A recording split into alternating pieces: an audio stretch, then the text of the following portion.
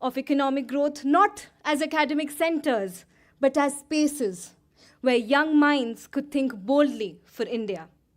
To him, economics was never a mere subject. It was a tool to understand society and improve people's lives. We remember him today, not only for his achievements, but for the courage of his vision and for his unshakable belief that India could think for itself and it could think for the world. On this very special day, we are extremely honored to have with us our chief guest and distinguished speaker, Shri Sanjay Malhotra, Honorable Governor, Reserve Bank of India. We are also honored to have with us today our session chair, Professor Pami Dua, Member, Economic Advisory Council to the Prime Minister and former Director, DSC. We are also pleased to have with us today Professor Ram Singh, Director, DSC. We will begin today's event with the University Kulgeet, and for that, I invite first-year MA Economics students, Jonna and Rohini, on stage.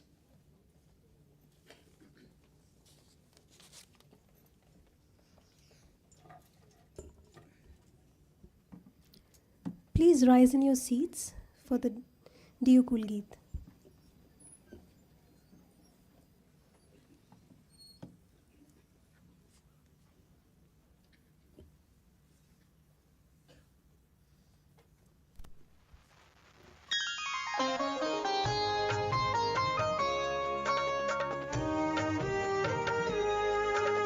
जयति जय जय जयति जय जय ज्ञान का आलोकनूप श्रेष्ठ सुंदर दिव्य दिल्ली विश्वविद्यालय विहंगम जयति जय जय जयति जय जय ज्ञान का आलोक अनुपम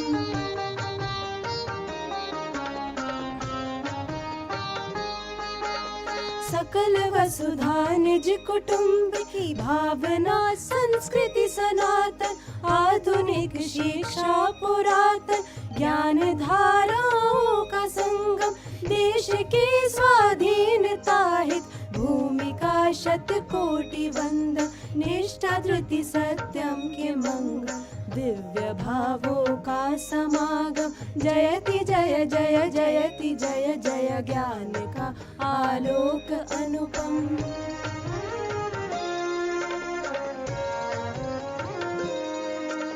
भव्य महाविद्यालयों के परिसरों से चिर सुशोभित श्रेष्ठ गुरुजन करी रहे नित छात्र और छात्राएं दीक्षित सदचरित्राचार्य पावन साधना संकल्प संयम नवल वैश्विक चेतना नव क्रांति संस्कारों का उद्गम जयति जय जय जयति जय जय ज्ञान का आलोक अनुपम श्रेष्ठ सुंदर दिव्य दिल्ली विश्वविद्यालय विहंगम जयति जय जय जयति जय जय ज्ञान का आलोक अनुपम ज्ञान का आलोक अनुपम ज्ञान का आलोक अनुपम ज्ञान का आलोक अनुपम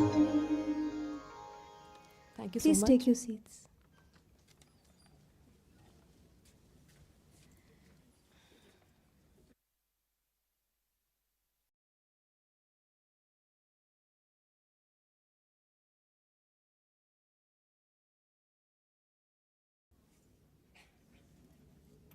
Thank you, Rohini and Jonna.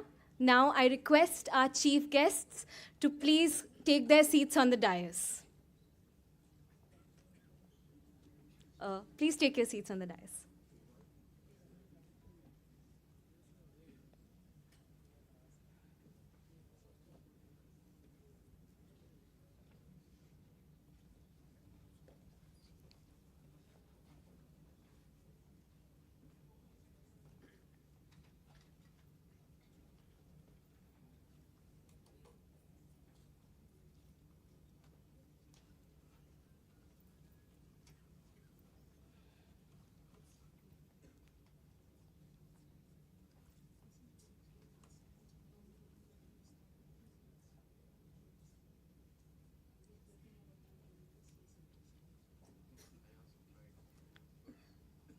I now request Bharti, President, and Yogshri, General Secretary of the DSC Students' Body, to welcome our Chief Guest, Shri Sanjay Malhotra, and Session Chair, Professor Pami Dua, with a bouquet.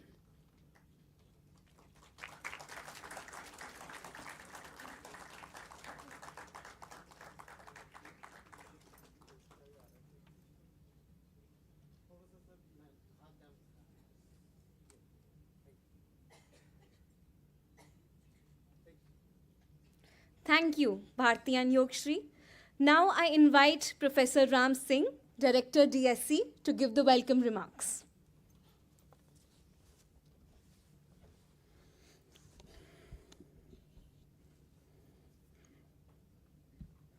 Honorable Governor, Reserve Bank of India, Sri Sanjay Malhotra, Professor Pami Dua, former Director of Delhi School of Economics, faculty and colleagues from Delhi School of Economics and University of Delhi departments and colleges, distinguished guests, students, and media person present here, I welcome you to the second V.K.R.V. Rao Memorial Lecture by Honorable Governor Malhotra. Professor V.K.R.V. Rao and Delhi School of Economics are kind of synonyms in the world of economics in India. Delhi School of Economics was set up by Professor V.K.R.V. Rao along with two other legends of that time. V.K.R.V. Rao's vision for Delhi School of Economics was to set up a center of learning, teaching, research in economics and social sciences to acquire excellence in all these areas. At the same time, he felt equally strongly about engaging with policy issues, with policymakers. And his vision was not one-way street that academicians, researchers give only ideas, sermons to policymakers. He proactively sought to engage with policymakers, to get guidance from people who are in the thick of policymaking and execution processes. Professor V.K.R.V. Rao went on to serve as a Vice Chancellor of Delhi University in then Planning Commission in various capacities with Union Government of India and several state governments. He also served as a cabinet minister.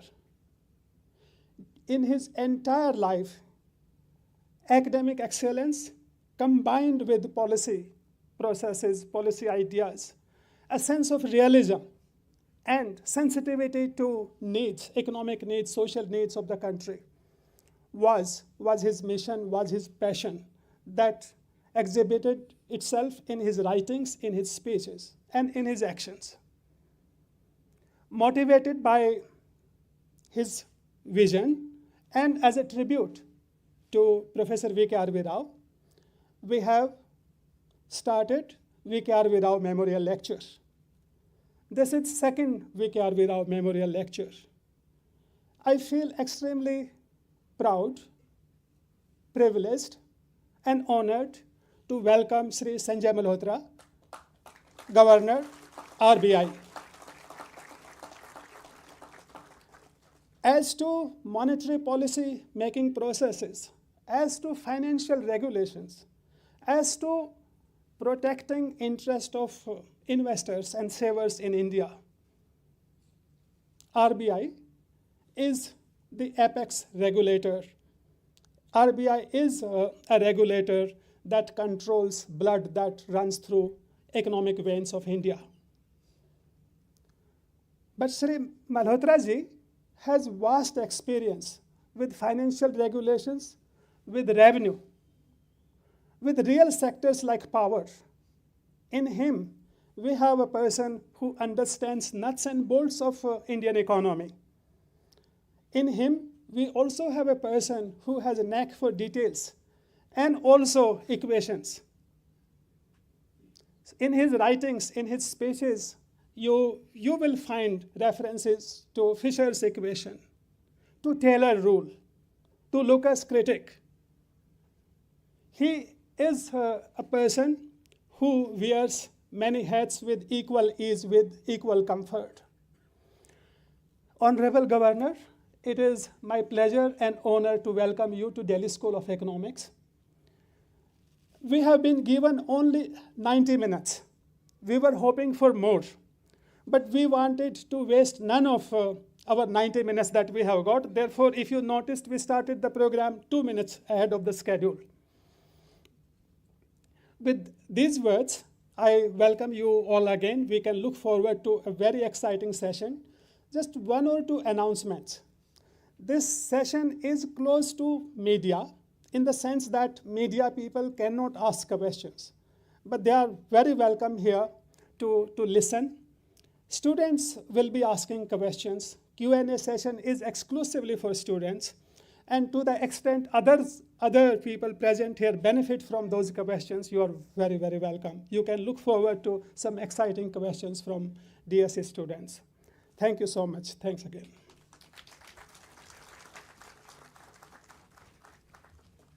Thank you, sir. Now I request Professor Pami Dua, Professor Anuja Agarwal, and Professor Ram Singh to honor our chief guest, Mr. Sanjay Malhotra.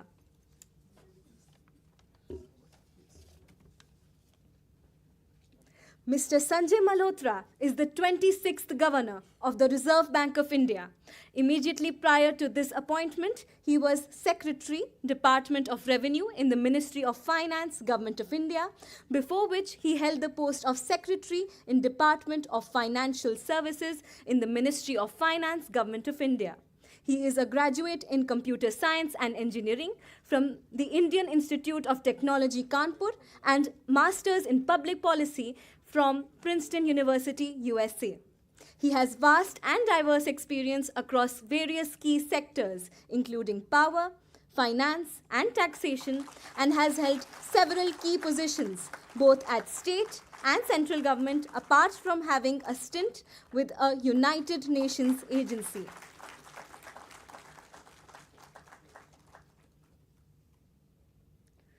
Thank you, Professor Pami Dua, Professor Anuja Agarwal, and Professor Ram Singh.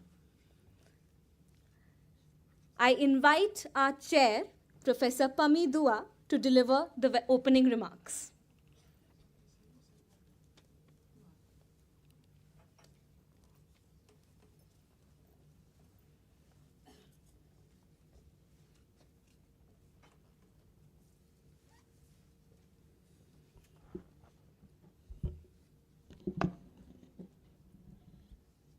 A very good afternoon to everyone here. Shri Sanjay Malhotra, Honorable Governor, Reserve Bank of India, Professor Ram Singh, Director, Delhi School of Economics, colleagues and dear students. It is my honor and privilege to warmly welcome Shri Sanjay Malhotra, Honorable Governor, Reserve Bank of India, on the auspicious occasion of the Professor V.K.R.V. Rao Memorial Lecture. As we celebrate the rich legacy of Delhi School of Economics of over 75 years of excellence, dynamism, and commitment to nurturing purposeful minds, it is befitting to pay tribute to the founder director of the Delhi School of Economics, Professor V.K.R.V. Rao. Professor Vijendra Kasturi Ranga Varadaraja Rao was a visionary social scientist, eminent economist, renowned institution builder, and an illustrious policymaker who served in various capacities, including as cabinet minister. In his distinguished career, one of his significant achievements was founding 3 major social sciences institutions: the Delhi School of Economics, and the Institute of Economic Growth based in Delhi, and the Institute of Social and Economic Change in Bangalore. He believed that social sciences have a major role to play in addressing social issues and creating a better world. He joined the University of Delhi in 1942 on being appointed as the first professor of the University of the Delhi by the then Vice Chancellor, Sir Maurice Quire. He served as chair in the one-man Department of Economics, with postgraduate teaching initially conducted with the help of college teachers. Professor V.K.R.B. Rao envisioned establishing an institution devoted to research and teaching in economics and allied areas in the social sciences that would produce students who would play an important role in the economic development and social progress of the country. He was greatly influenced by the teachings of Swami Vivekananda and believed in fostering integrated human development through holistic education. Professor Rao's vision was actualized in 1949 with the establishment of the Delhi School of Economics. He guided the development of the school as director from 1949 to 1957 before becoming the Vice Chancellor of the University of Delhi in 1957 until 1960. Under his Vice Chancellorship, the departments of Sociology and Geography were also added to the Delhi School of Economics in 1959 in line with his conviction that the social science disciplines should interact with each other. Professor Rao was passionate about the Delhi School of Economics. In his words, "After all, there are many universities, but only one Delhi School of Economics." We take great pride in welcoming Honorable Governor to this unique temple of learning par excellence and request him to deliver the distinguished Professor V.K.R.B. Rao Memorial Lecture. This lecture series has been instituted to honor the memory of our founder director. Today's lecture, as we have just been told by the director, is the second in this series. The first was delivered by eminent Professor of Environmental Studies, Professor Mahesh Rangarajan of Ashoka University. We are extremely delighted to have with us Honorable Governor, and I therefore request him to kindly deliver the lecture that we are eagerly waiting for. Thank you.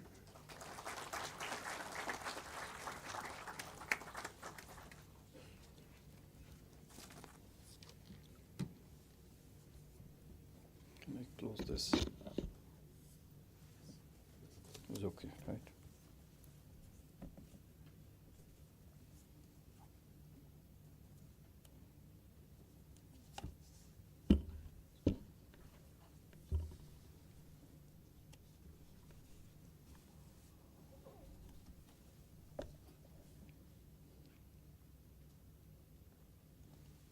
Director of the Delhi School of Economics, Professor Ram Singh, Session Chair, Professor Pamidua, distinguished faculty of the Delhi School of Economics and other colleges affiliated with the Delhi University, assembled dignitaries, press, and dear students. First of all, good afternoon, and first of all, let me thank you all for this very warm reception and a very warm introduction. I would also like to compliment the school and the director. I was in fact very happily surprised when I learned that you are doing this 2-day public policy seminar in an institution, in an academic institution.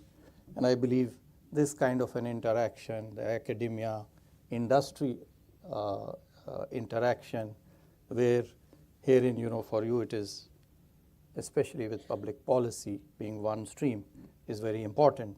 And so I would really like to place my appreciation for this endeavor. I'm very hopeful and confident. This is the second edition, and this will continue in future.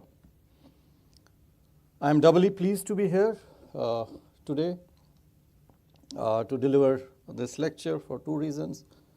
First of all, it's in honor of Professor V.K.R.V. Rao. He was an eminent personality. As has been mentioned, he wore multiple hats. He was not only a great distinguished academic, won the Adam Smith Prize, was one of the first 3 Cambridge PhDs, and a lot of scholarship, articles, etc., but also, importantly, a very eminent institution builder. D School is, of course, a beneficiary of his vision. He served as the member planning commission, and he was also the education minister, Padma Vibhushana. So I'm really, very honored to be here delivering this lecture in his memory.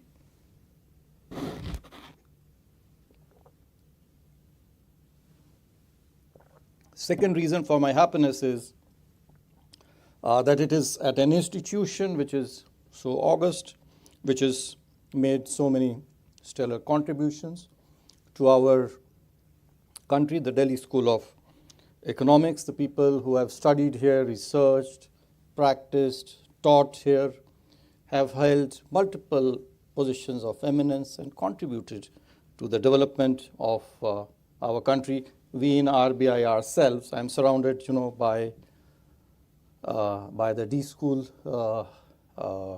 alumni. And so in every walk of life, even in my family, there is the D School blood, which is running. And so it's indeed, therefore, a matter of happiness for me to be present here. I thank Professor Ram Singh and the DSC for giving me this opportunity to be present here and to address you all in this prestigious institution. Well, all of you have been in my thoughts the last few days. You are all, very bright, very intelligent. And so I've been thinking, what should I be talking to you about? And so first of all, I thought, I should be talking about monetary policy because that is, our bread and butter. But monetary policy, I believe, is boring. And so I changed the topic. And so I'll be really, speaking about financial regulation because that is so pervasive. That is something, which has caught the attention of media, of policymakers and researchers. And so I thought, I'll speak about this. And you're all, I know, very bright. You're all, very, very intelligent. It's important that we speak to you. You are the future of our country. And I'm sure, when I speak to you on this subject, it will hopefully trigger some interest in this very, very critical area of public policy. So I've structured my speech into 5 parts. The first part is really, about the role of, regulation making in public policy, how it is different in the financial sector, and what our objectives in RBI are when we make regulations. The second part is about the principles that we follow in regulation making, and these are very generic principles, which I'm sure will be applicable in all walks of life, in all sectors wherever you regulate, with some, of course, distinguishing characteristics that we have here for the financial markets. And then finally, I'll be talking about the challenges. A lot of people, standing over there, so you have to bear with me for about 30 minutes or so. But I hope, that this will be a useful thing for you. So you're all aware that while markets are very, very powerful engines of growth and efficiency. And as far as possible, we should leave the markets to decide and determine the course of action for all of us, for all the economic agents. We leave it to the markets, but we are all at the same time also aware that there are market failures, and that is where regulation comes in. For a variety of reasons, the markets can fail. You are aware, just to set the context. It could be information asymmetry, it could be natural monopolies, there could be externalities, and there could be consumer protection, and there could be, like in our case, systemic risks. So it's a pragmatic response to the inherent limitations of unregulated markets in specific contexts. Financial regulation is different because of three reasons, which I'm going to give you. The first and the foremost reason is that, as mentioned, it runs, it's like blood, so money runs all across the real economy as well. It's interconnected, like, non-financial entities are never so. If a bank fails, it has a cascading effect. Depositors lose savings, interbank markets freeze, credit supply contracts, and payment systems can falter. This impacts the entire economy, which can feed into a systemic crisis. You are all aware of the 2008 global financial crisis in the advanced economies. It demonstrated this with great clarity.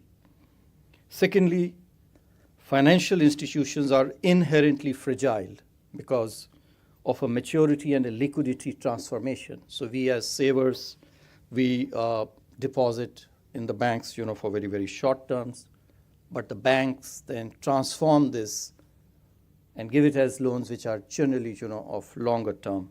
So this transformation is very economically, very, very valuable, but at the same time it creates a vulnerability.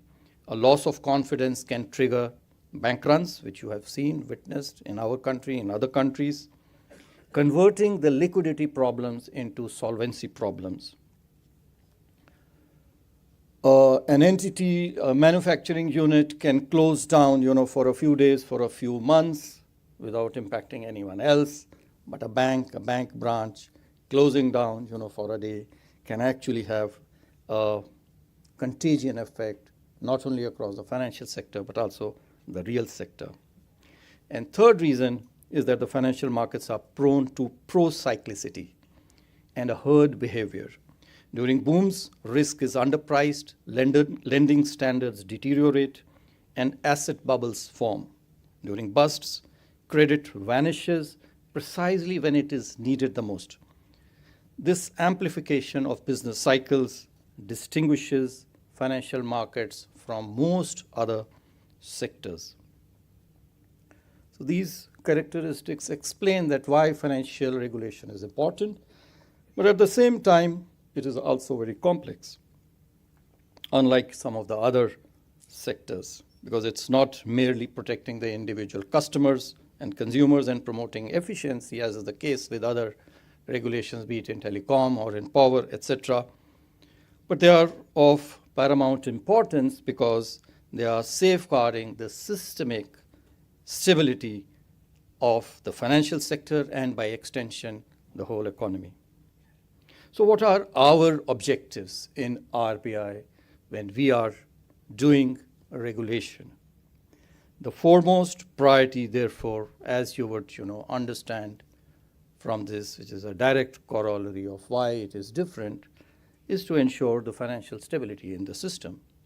Now, financial stability has been defined in a number of ways. I'll not go into it, but suffice it to say that things in the financial sector, whether it relates to the market infrastructure, the intermediaries, the markets, is working properly so that there are no crises, and the likelihood of disintermediation or disruptions is actually eliminated or minimized. So for us in the Reserve Bank, for all central bankers in fact, financial stability remains the North Star. Because while we do realize that short-term growth can be achieved at the cost of financial stability, but financial instability can have much bigger consequences for the long run. They can have much more losses than the gains achieved due to the short-term rapid growth. And while financial stability remains the bedrock, there are 4 other objectives that we have. First one is the prudential aspects of liquidity and capital requirements to ensure the safety and the soundness of financial operations in the interest of all the stakeholders, which may or may not have financial stability implications. Second is conduct-related measures for consumer protection, assistance in law enforcement, for example, money laundering, and that's an issue which has engaged our attention. All of you, go through it, whether it is for KYC, whether it is for KYC. There are a lot of issues. You're all aware, but then this is a necessary kind of an evil that we have to go through. And then there are the broad socio-economic objectives that we have, for example, the priority sector lending objectives. So what are the key principles for us in financial regulation? There are 5 of them. I'll go through them one by one. First, principle-based formulation. Second, regulations should be proportional. Third, and this is where your role becomes all the more important, the role of researchers, academicians becomes important. Is that how can it be more and more evidence and data-based? And again, consultation is a very important principle that we follow in all our regulations. How it's important, I'll get into those.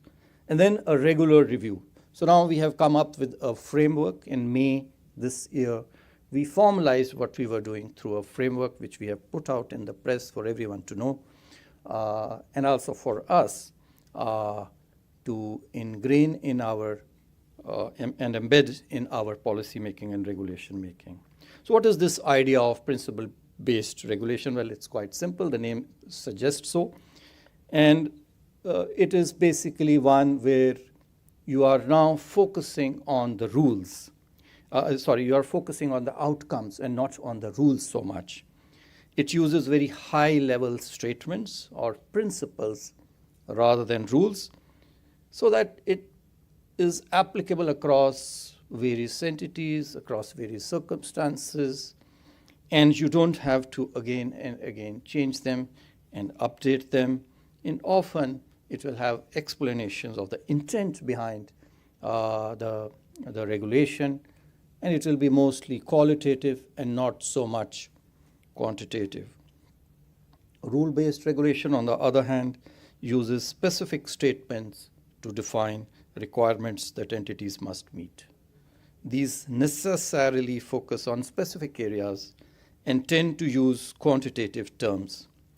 If one was to draw an analogy with parenting, the explicit to-do list that we give to children when they are very young, do this, do not do that, is like a rule-based regulation.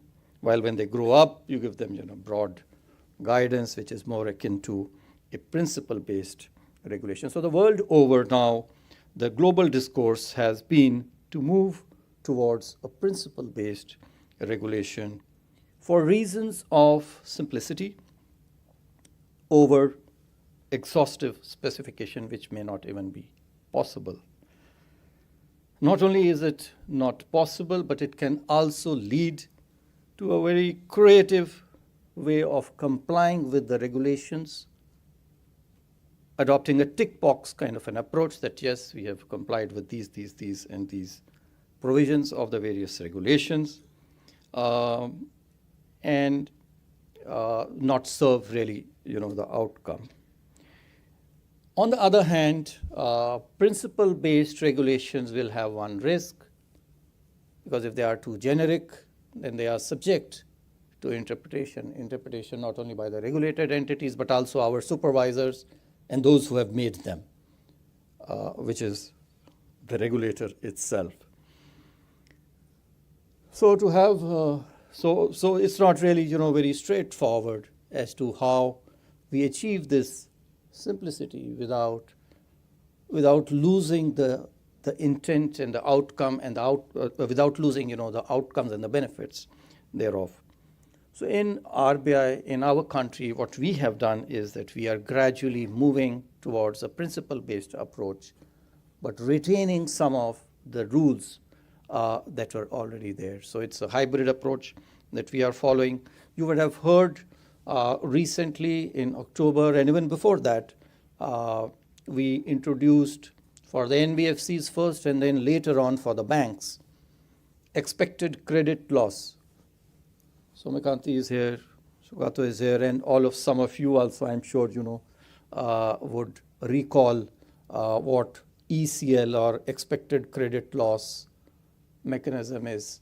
Some of the students perhaps may not be aware as to what this is about. So let me just in brief tell you that this is basically about provisions. It's about proper accounting by the banks, because the banks, you are aware, are required to keep capital buffers for abnormal times, and to be able to calculate correctly the capital buffers, the accounts have to be also, cannot be fudged. They should be maintained properly.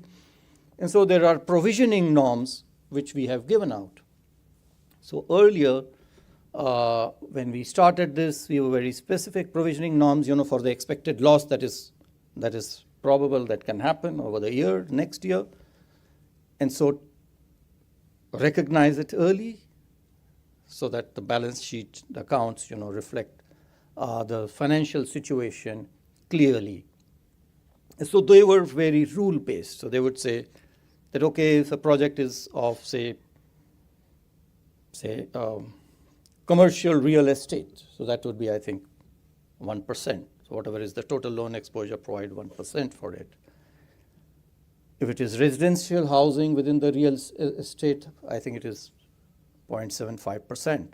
If it is MSME, provide 0.25% aside, because there can be losses.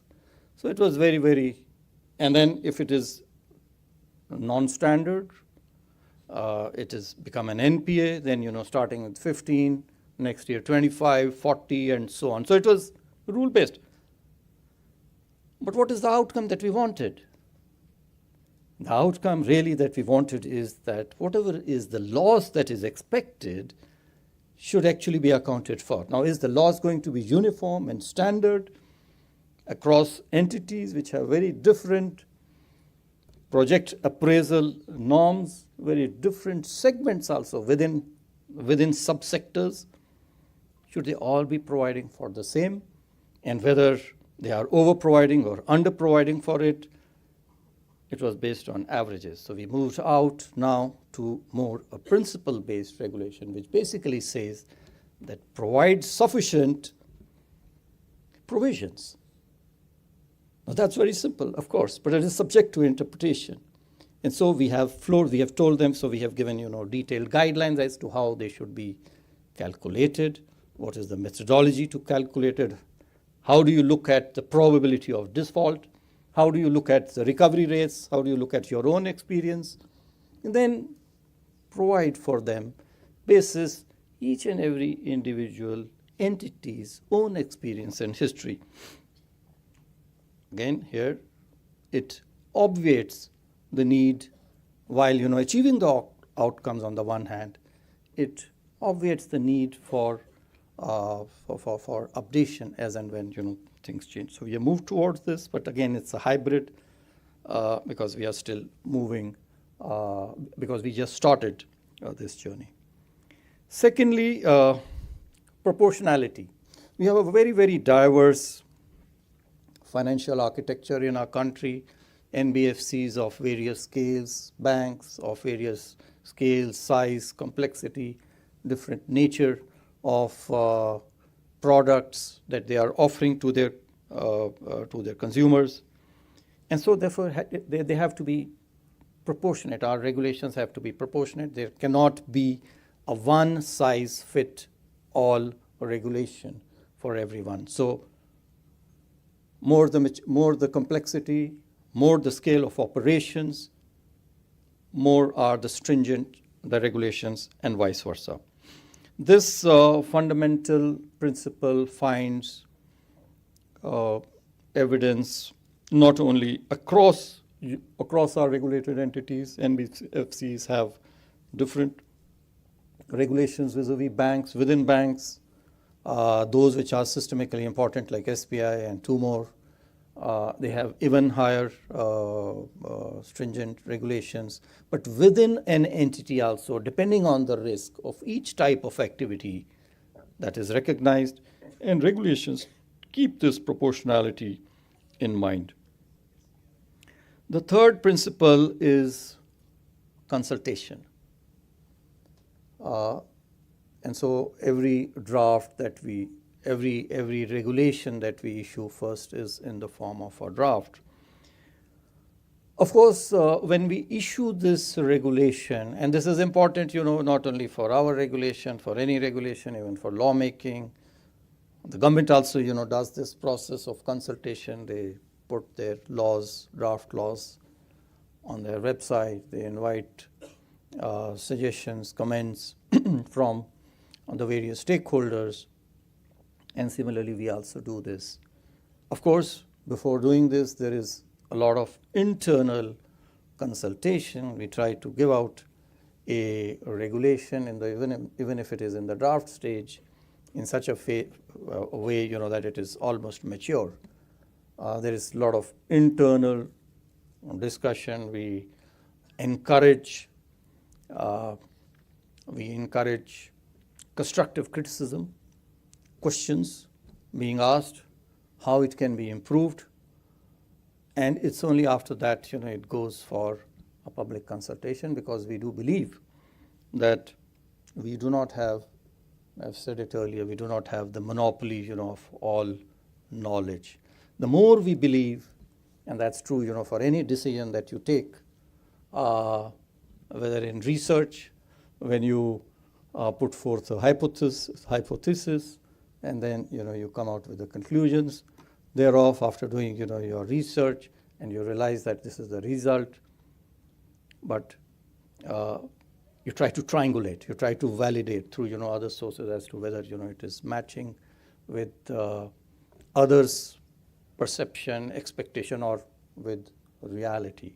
So the process here is very much is similar. There is a lot of asymmetry in information, that we have, our stakeholders have, other people have. And so it's very important that while, we look this through our own eyes, it's important that it's looked through the eyes of others. It bridges asymmetry of information, as I have said, but it certainly improves regulation making. So every regulation that we put through now is in the form of a draft or inviting public consultation. The fourth principle is, again, that it is evidence-based. As far as possible, we try to be evidence-based. It's that method which calls for preferring facts and credible, relevant evidence over just an opinion, intuition, anecdote, and common sense to take decisions. While we may not have at our disposal, and it is perhaps not amenable to it, the rigorous approach of randomized controlled trials, which Abhijit Banerjee and others have popularized. The attempt is certainly, inspired by looking at evidence as to what works, what doesn't work, and how it can work better. Now, this is very difficult. This is very challenging. You all are aware, especially in the financial sector. And so sometimes, of course, we do use international standards, which we customize to our regulation making. So our revised guidelines on project finance, they emerged from careful study of the default rates, recovery rates, and the cash flow characteristics of such lending by banks. Another example, we amended the LCR requirements recently, which is the liquidity coverage. I talked about provisioning, This is liquidity. When you put your deposits in the banks are required to maintain liquid assets, not lend them all in the form of loans, which are then difficult to recover when someone goes to the bank to ask for money. So we have liquidity requirements, and the liquidity requirements have again been refined on the basis of our experience of the runoff, the expected demand for such deposits in times of need and in times of crisis. Similarly, we increased the risk weights. You would have heard post-COVID, we increased risk weights for capital requirements. That's the third thing. Talked about provisioning, which is about accounting. I talked about LCR, which is about liquidity, and then capital requirements for abnormal times. What is the kind of capital that the bank should actually be keeping? And this we revised during the crisis, post the COVID, when we realized that there is higher amount of credit going to a particular sector, which could cause stress. As soon as that stress was relieved and it was shown in the data, basis that evidence, we retracted it back. That's the fourth principle, which is use evidence, use data to draw up your regulations. The fifth is regular review. Now, this is again, very important for everyone in daily life or even otherwise, to review whatever decisions, whatever orders, circulars, laws that have been put in, because regulations are made, with a specific context in a particular circumstance. And in this rapid age where technological transformation is happening at tectonic speeds, it's very important that as soon as the context changes, we are agile enough to look back into those regulations and see as to whether they need to be fine-tuned, they need to be reviewed or not. It is especially important to do a regular review, to put in place a system, because one is not actually going to, first of all, realize as to when these needs change. Many a times one may not realize. But the other important reason is that there is a stickiness to it. There is a proclivity of everyone in society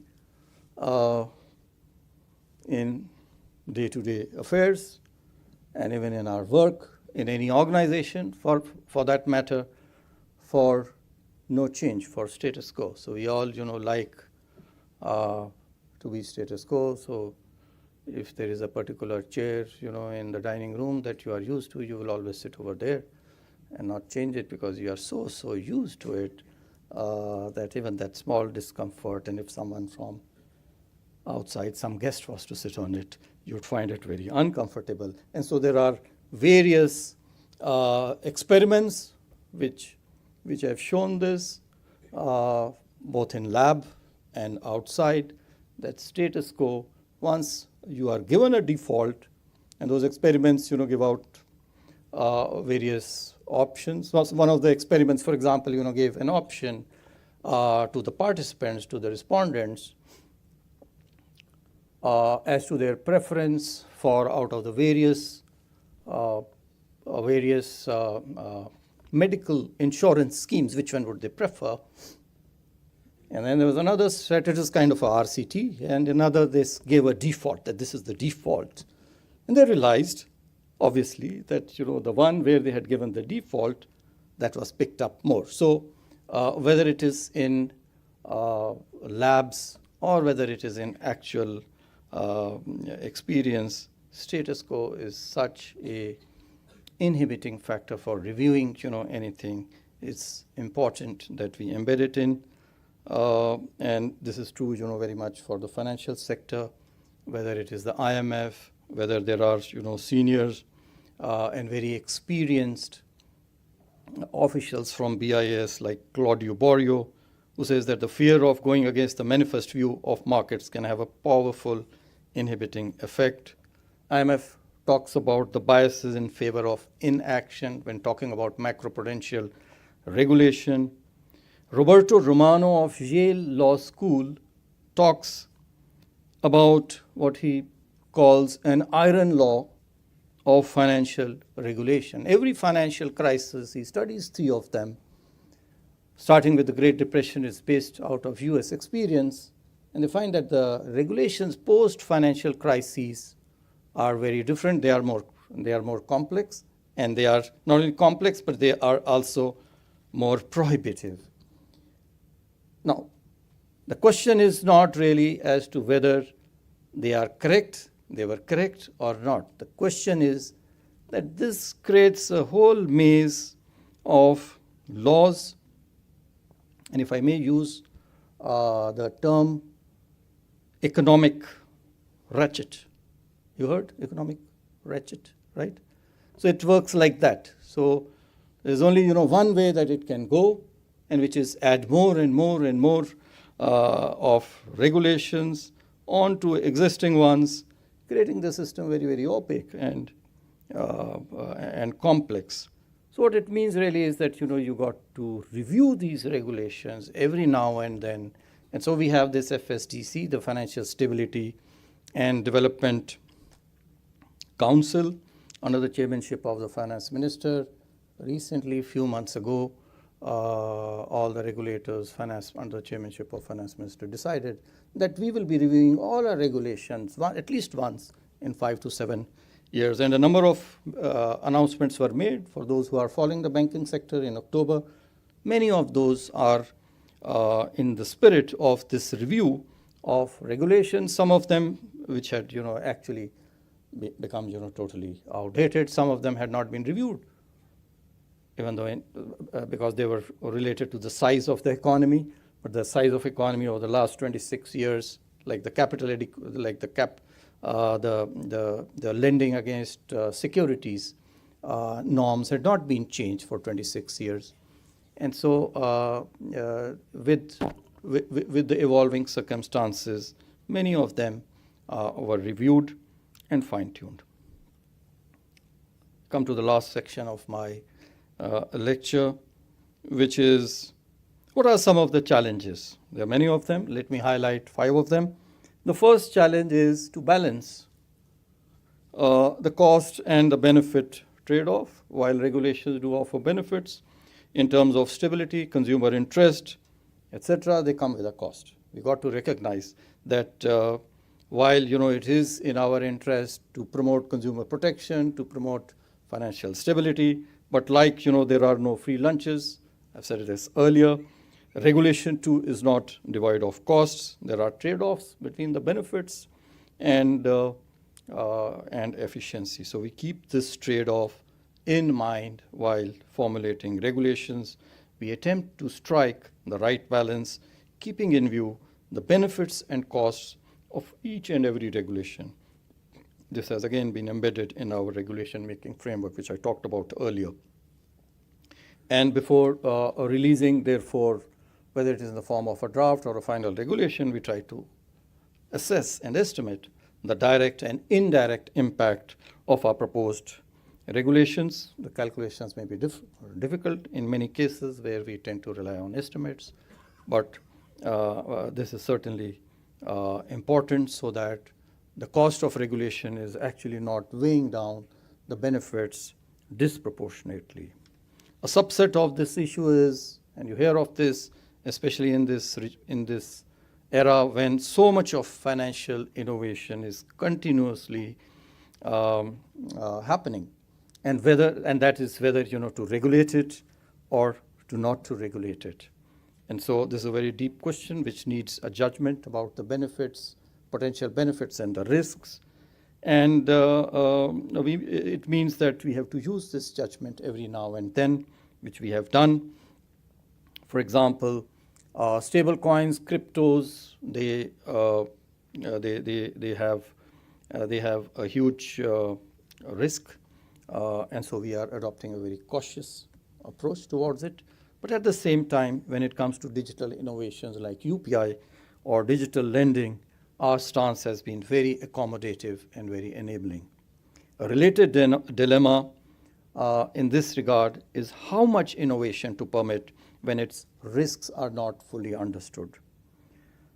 We have the RBI's regulatory sandbox approach, which represents an attempt to balance the trade-off, creating controlled environments where innovations can be tested under regulatory oversight before they can be scaled. Of course, there are issues relating to refining it as to when an innovation has actually attained maturity and it can be put to scale. Those questions are there, but this is an approach that we have talked about. Having allowed a particular innovation into the system, how do we actually bring it on ground? The fourth, again, I hinted at it as to how financial regulation is different, and that is the pro-cyclicity. Many of our regulations, whether it is mark-to-market, accounting forces the institutions to recognize the losses during the downturns, potentially triggering fire sales, and similarly capital requirements, if not designed carefully, can force deleveraging precisely when credit is most needed. For this, the Basel III framework provides for counter-cyclical capital buffers, and even in our country now we have a framework for providing for such counter-cyclical buffers. Of course, we have not yet got an occasion to use it, but it's there to take care of this counter-cyclicity. The fifth and the last challenge before I conclude is with regard to implementation, whether we should discipline and enforce strictly, or whether that can actually threaten the broader financial stability. This is because there can sometimes be a temptation for forbearance. We have grappled with this. You are aware prior to the AQR that we did repeated restructuring schemes, hoping that these stressed assets will be, through forbearance, through restructuring, can be made normal. That did not work. We delayed recognition. It caused a lot of problems. Similarly is the question of loan waivers. Sometimes loan waivers are given, hoping that this will improve the discipline of the lender, but it may not happen. So our approach here is very, very clear, that forbearance should be only exceptional, as we did it during COVID. You are aware we have done it now recently for the trade measures, but again, there is an end date to it. There is a last date to it, so that it cannot be misused, and it does not become a substitute for addressing the underlying problems. Let me conclude. The intent of this detailed treatment of the topic is to expose you to these diverse set of issues. Hopefully they will ignite some interest in this complex area of regulation making.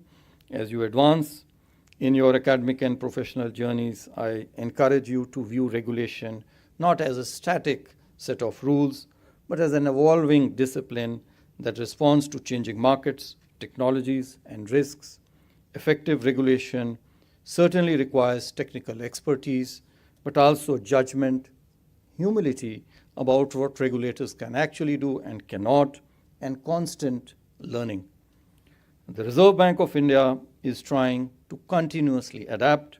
We are vigilant and alert to emerging risks and evolving conditions. We are encouraging innovation while being mindful of our regulatory objective of safeguarding systemic stability. We are trying to simplify regulations where possible while maintaining the necessary safeguards and guardrails. We are strengthening coordination with all other regulators, while at the same time respecting the jurisdictional boundaries. We are trying to enforce rules consistently while recognizing that there can be circumstances which will warrant flexibility. These tensions cannot be permanently resolved. They must be continuously managed. Managing this requires not just regulators, but informed citizens, responsible financial institutions, engaged scholars, and yes, bright students like all of you over here who will, I am very confident, shape the future of Indian financial system. Achieving good regulatory outcomes is always a collaborative effort by the government, amongst the regulators, the regulated, and the broader community. I wish you all a great success in all your endeavors. Thank you. Namaskar. Jai Hind.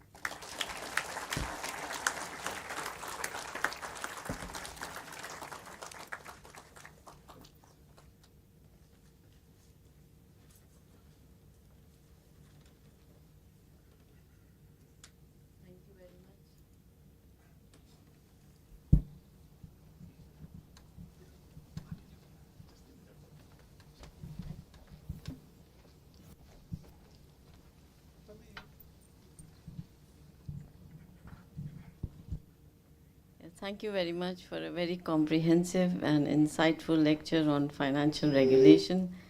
You have covered various aspects, and I don't want to take away the time from students who are waiting anxiously for the question and answer session.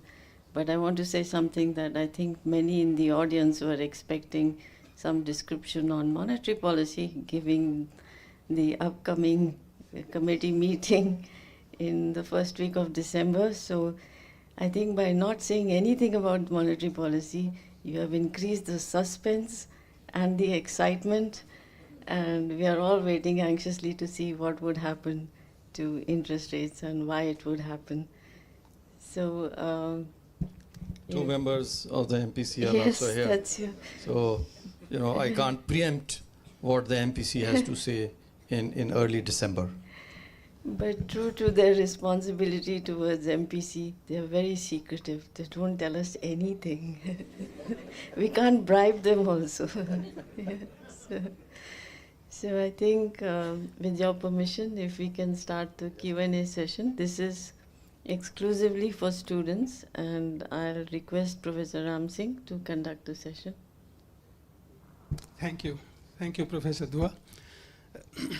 I want to thank Honorable Governor for giving us an excellent overview of the type of activities, roles that RBI performs. It's a unique full-service central bank.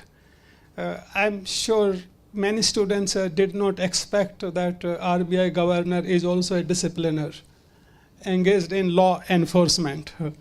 And there have been several things that have come out during your lecture, that in addition to setting interest rates, deciding on liquidity, and also ensuring financial stability, it is RBI's job also to take lead in ensuring coordination among regulators. I want to give 2-3 points for you to reflect while students organize their thoughts to ask questions. First point is that you mentioned the shift in RBI's approach towards regulation from a rule-based to principles-based regulation. It is good, it is a compliment to our economy, because generally we see such a shift happens when economy becomes more advanced. It becomes more complex, but also actors, both regulators and regulated entities, become more mature. At the same end, this approach, the shift to principles, shift from rules to principles, also poses trust among the regulated also. But it also makes the verifiability, it shifts from ex ante control to ex post accountability. This in turn requires a lot of capacity building improvement among the regulators. So therefore, the question is RBI working on capacity building so that ex post verification are sufficient to make sure that we remain on the safe path, we get where we want to get. The second point that comes out, very interesting observation you have made, is about nudging. It's kind of preference for status quo, and therefore the need to nudge economic actors from status quo to where we want them to go. One issue where nudging is required is the proclivity of borrowers, project developers, and also private capex also, to rely on bank credits to fund their projects. So is there some nudging that is going on at the level of RBI? And perhaps I will stop here to check if students are ready with questions already. Yes, very good. So we will.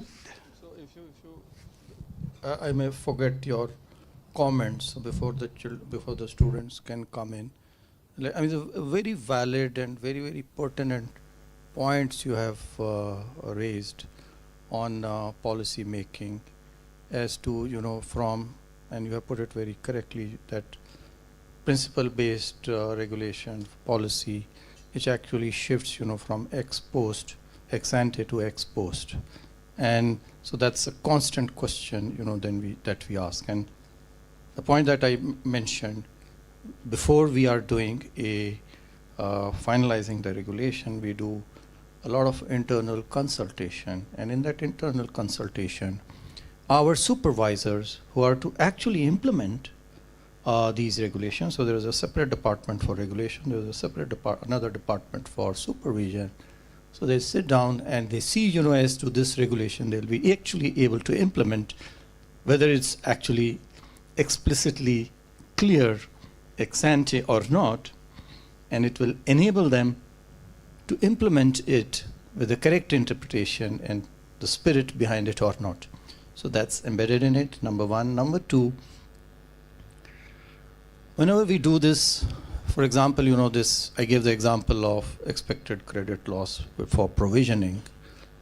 We give sufficient time for the regulated entities to run those principles without even implementing them, so we first did a discussion in which, we laid down certain draft rules as to how it should be done.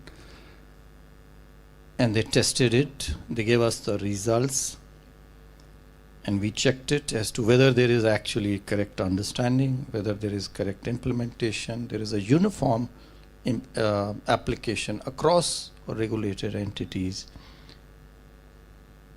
Only then, we finalize, once we know that, yes, people have understood it. That's the attempt.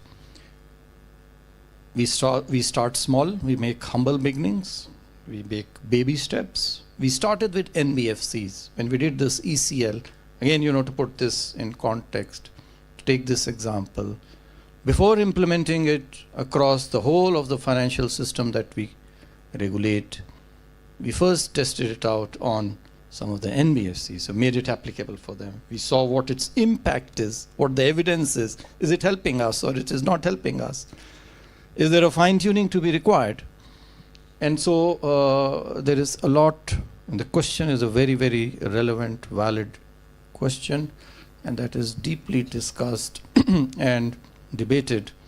The language, undergoes many iterations before it is actually finalized, and capacity building, as you mentioned, is again, very important component whenever we try to move from a rule-based regulation to a principle-based regulation.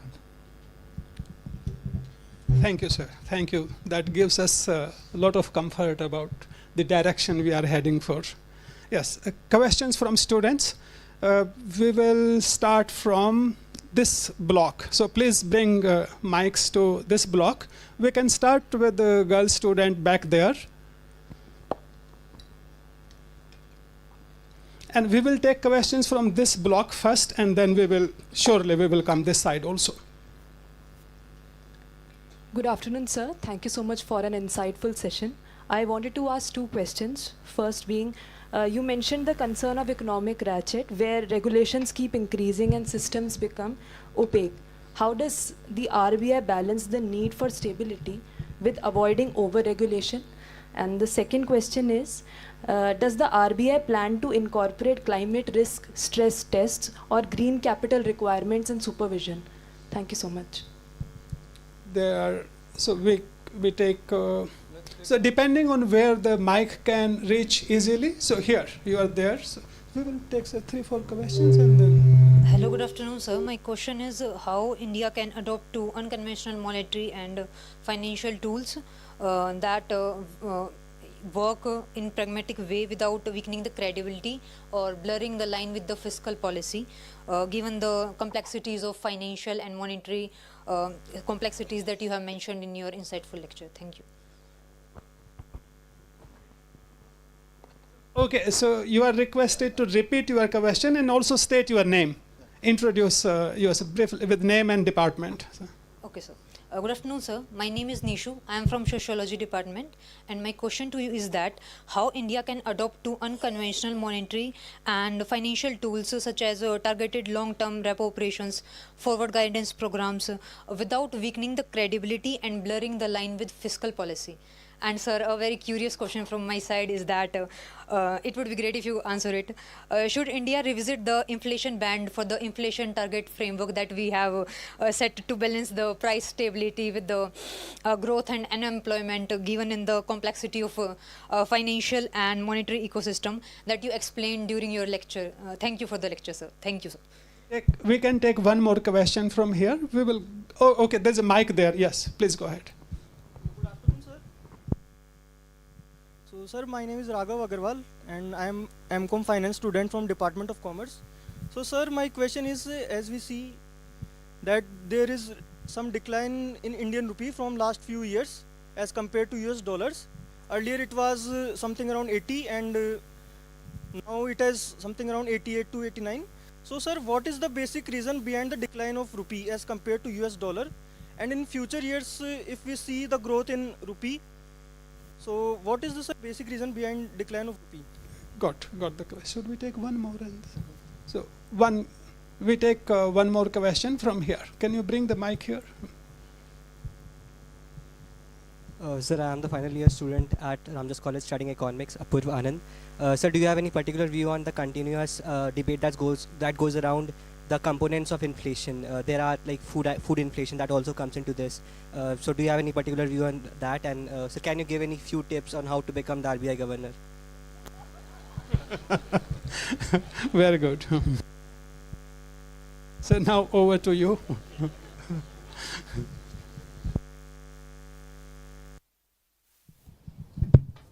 So I was asked the same question when I went to my own alma mater, IIT Kanpur. And so I said that, this is something that you can't actually, going forward, predict. So do your karma. And as Steve Jobs said, the dots will connect only, when you look backwards. Going forward, you'll not be able, don't look, at the results. Do your karma, do your work, do it with passion, do it with hard work. The dots will connect. But on your question on rupee, so first of all, see, we do not target any level. Why rupee is depreciating is because of the demand. It's for the markets to decide. And so why the rupee depreciates is because ultimately it's a commodity, right? It's a financial instrument, and there is a demand for dollars, and if the demand for dollar goes up, rupee depreciates. If the demand for rupee goes up, dollar comes down, then it appreciates. That's the simple answer. But the underlying thing is, how does this demand change? And the demand changes because of the capital flows and the current account flows, both. So the recent depreciation that you have seen is because on the trade side, you have seen that there are some tariffs, some additional penal tariffs, as a result of which expectations have built up that our trade deficit may go down. Now, whether it will happen or not, because a lot of it depends on expectations, and that is one. Exports did come down, as you are aware, in the month of October, so it's to do with current accounts. Similarly, on the capital account, you are seeing that the flows this time round,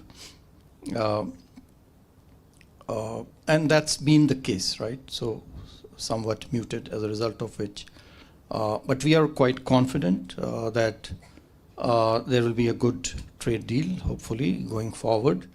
and that should relieve whatever pressure has been there on our current account. We have very good buffers of foreign exchange, 690 billion US dollars, and so that's not a matter of concern.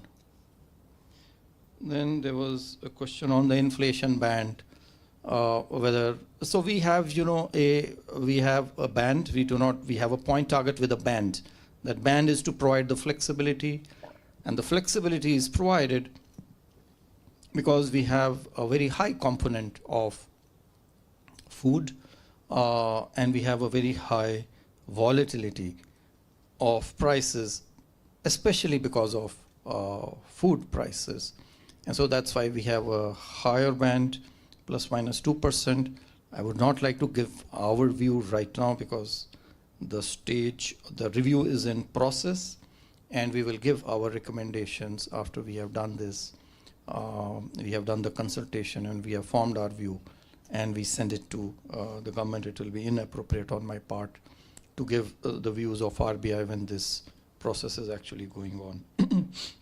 Someone mentioned about the targeted the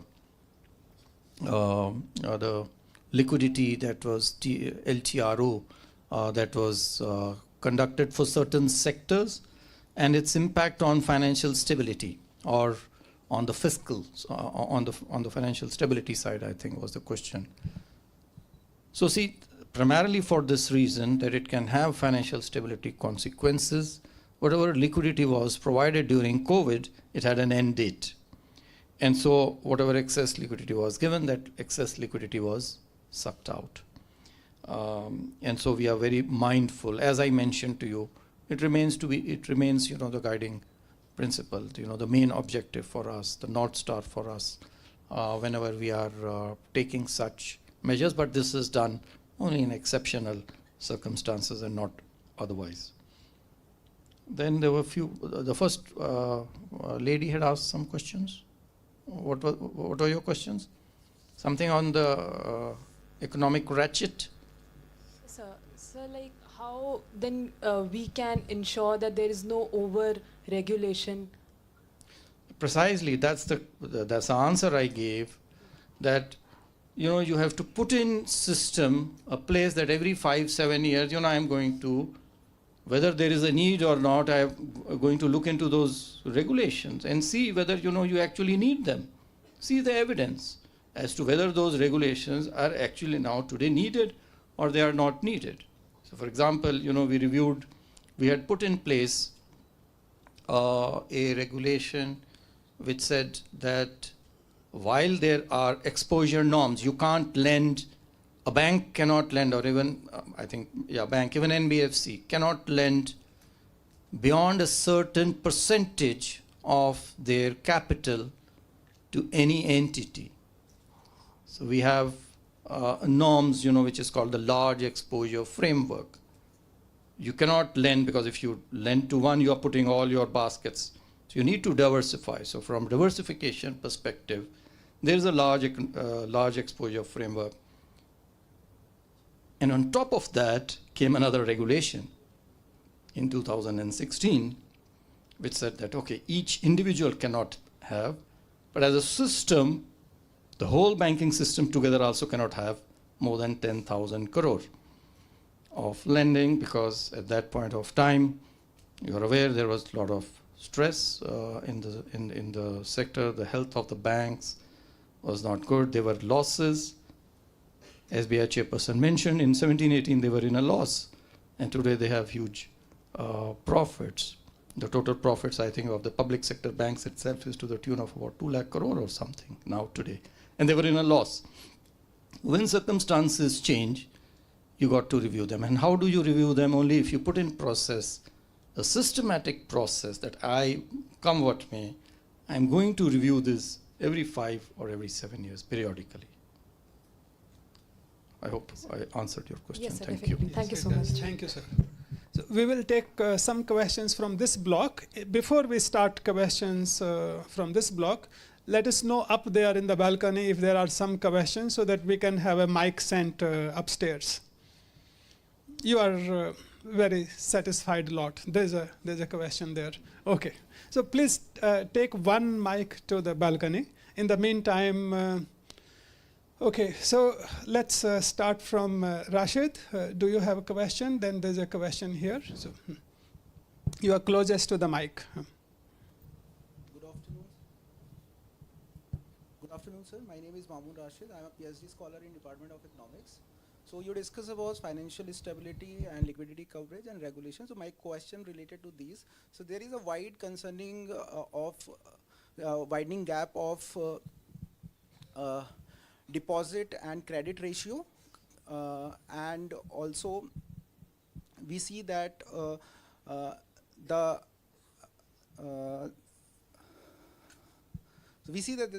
there is a structural shift in the deposit composition, and how does RBI poses these challenges because in the medium and in the long run, because it raises the funding cost also, and also the term deposits.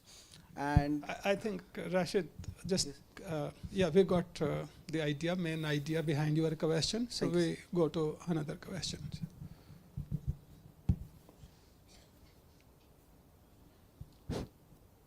Good evening, sir. I'm Avral Agarwal from FMS Delhi.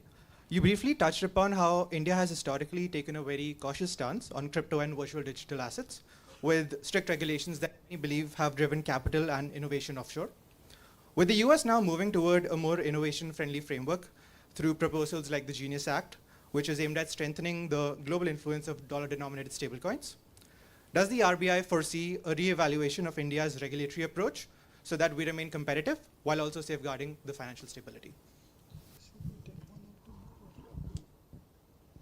We can take one more question from there. Yes. So is there?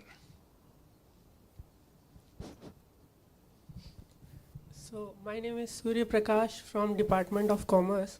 So Governor, back in 2018, when the US Federal Reserve attempted quantitative tightening, it created significant volatility in emerging markets, including in India. So given the central banks globally are again navigating tight monetary policies, which specific lessons did the RBI learn from the 2018 episode to better insulate the rupee and domestic liquidity these days?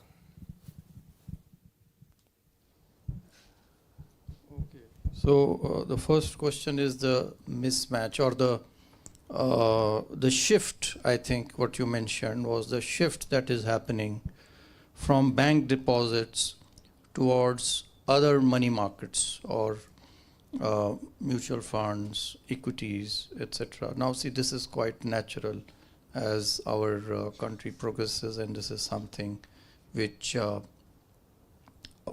is natural. I would not say that it is something to be rejoiced. I don't know, because if it happens too quickly, then that's also not good, right? But certainly this move is towards more of equity, etc., more other markets. That's not a bad move per se, and it will happen as it has happened, across the world. It will happen even in our country. Bank intermediation over the years, if same trends will continue, and that will decrease the share of bank intermediation, not necessarily decrease the growth rates decrease the growth of the banks, because the needs are actually quite high. So the banks will continue to grow.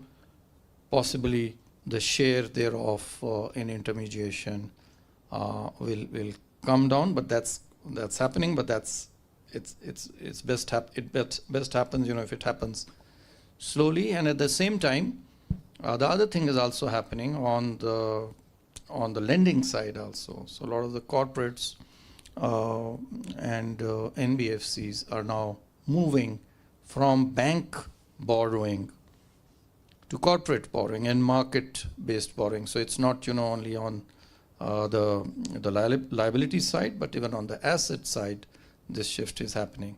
So the point is that it should remain balanced.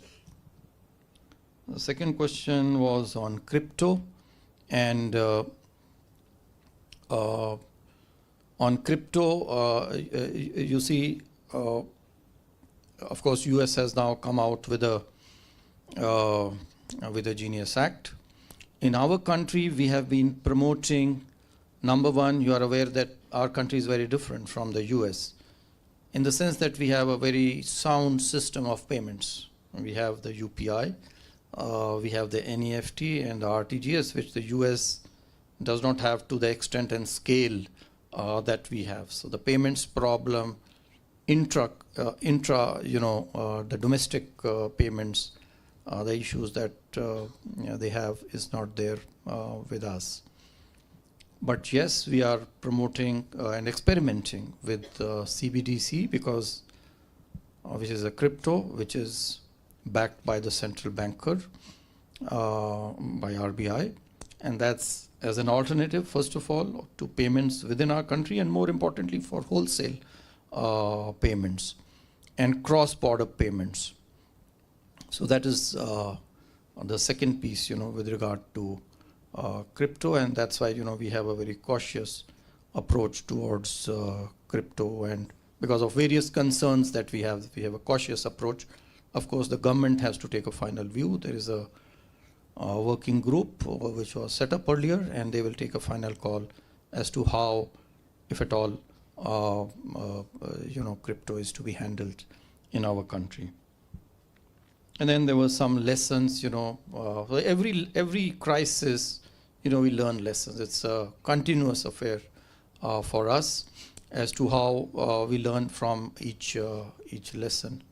And this journey that you have seen over the last few years, 7-8 years, the kind of measures that we have taken are all, in response to the lessons that we have learned through various crises, including the 2018 crisis that was mentioned. We take, this is the last round of questions. We take a question from the balcony. Good evening, sir. Good evening, ma'am. Governor, sir, I am Avitosh, first year MA Economics student. My question is, from a student perspective, I am curious, what are the different future milestones or enhancements RBI is planning for Mule Hunter AI, especially as more banks have started using it? What upcoming priorities or regulatory steps is RBI considering to improve its interoperability, ensuring privacy and compliance? So, in this Q&A is reserved for students. But with your permission, I am tempted to ask one question, and you can ignore it because the session is for students. A follow-up question, another question related to banks is the big banks. There's a lot of discussion around, how big Indian banks should be. And many people feel that India should have more of big banks that have international stature. Within RBI, what is the thinking going on this issue? How many big banks you think will be adequate number for our economy at this stage? And given our aspirations of Viksit Bharat by 2047, that also requires our banks to have international profile also. So the Mule Hunter is a project. So this is an issue, first of all, for us and for all of us, not only as regulators, but all of you as well, which is the digital fraud. So all of us need to be aware and very, very vigilant and alert to these frauds. Most of these frauds happen when, number one, we are careless, we share, the credentials, OTPs, etc., or we become greedy. There is a scheme, a lot of the frauds, especially in terms of value, high proportion thereof is because of such kind of schemes which entice us to invest and garner huge returns. So this is of concern to us. Mule accounts helps in channeling, this money and siphoning off this money. So we had our intermediate milestone was of 20 banks to adopt it. I think we are quite near it. It's in high tens. I mean, it's in high double digits. Over there, we are well on target to achieve it. It has a good success rate. It will help over there, but apart from that, also we are taking a number of measures, including better coordination with the I4C, which the Home Ministry runs. This is something which we are constantly reviewing at my level, at DG level, as to how to improve our whole safety and security of the payment banks and the payment system. Big banks, well, we don't have a number really on the number of banks that we would like, as many as possible, and that will happen. That will happen as our banks grow, as our economy grows, which has been growing at this pace. And there are many banks in the public sector area, even in the public sector space, in private sector. The pace at which they are growing, I think it's only a matter of time that we will have a number of banks, quite a few banks, in the top 100 banks of the world. Thank you. Thank you, sir. Thank you very much, sir. Thank you especially for your generosity in terms of time that you have given the students here. You can see our students are very bright, very curious, very enthusiastic, and they still have a number of questions to ask. But we'll do that in your next visit to the Delhi School of Economics. So thank you very much for your presence and your patience. Now I invite Dr. Satyendra Gupta to deliver the vote of thanks.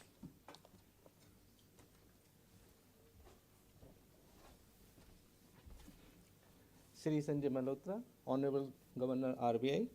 So, you have delivered a master class in financial regulations.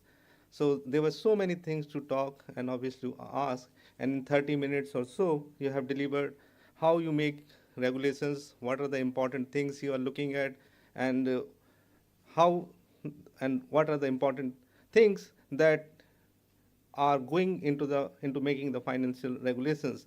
But important thing was, while explaining all these difficult things, you have been able to, you gave many examples to explain these complex things so that everyone can understand who doesn't work in the financial regulations. So I will not take much time. I will just give few examples that are related to what you covered in your talk. So one thing you talk about, that regulations need to be changed with time because times keep changing. So one of the example is when the former CEO of DBS was asked in Singapore, who are your competitors? Which bank is your competitor? He said, we don't have any bank that is our competitor. Our competitors are technology firms. And he said this thing around 20 years back. And now we see that many technology firms are coming in with the digital solutions where they are providing the solutions to the financial problems. Another thing, you talk about the cost and benefit. The thing is, there are two extreme views of looking at any financial regulation. One is you can go the way that the Europe goes, where they are very particular about having regulations. They don't want to allow any new innovation until they are very sure that it's not going to violate privacy and many things. And then we see the results that innovation is very slow in Europe. On the other side is US, where it allows many innovations and the regulations comes next. So the cost is the volatility in markets and in the system. In US, we see volatility much more. In Europe, it's little less. So India need to adopt a balancing act in that. The last thing is, as somebody has already asked as well, is about the consumer protection in the digital world where the cryptocurrencies are coming in. So it's a challenge. Again, it's about how the system keep changing.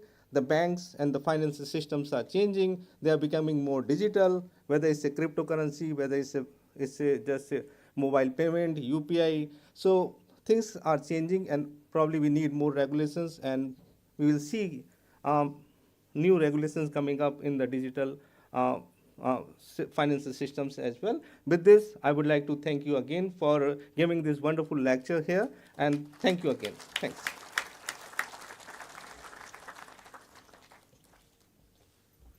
Thank you, Dr. Gupta. I thank our chief guest and our chair for their valuable insights. Thank you everyone for joining today's lecture. I request everyone to please stay seated while our dignitaries exit the hall. There is an important announcement for DSE students after.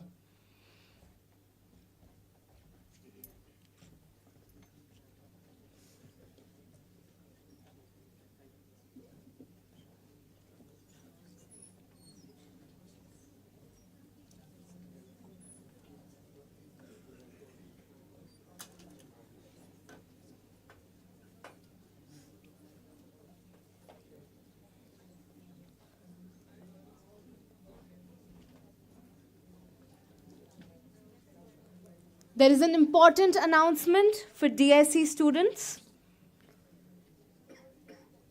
In a short while, there will be a group photograph of the DSE students with Governor Sir in the DSE front lawns. Please listen to the volunteers and move to the front lawns in an orderly fashion. Thank you.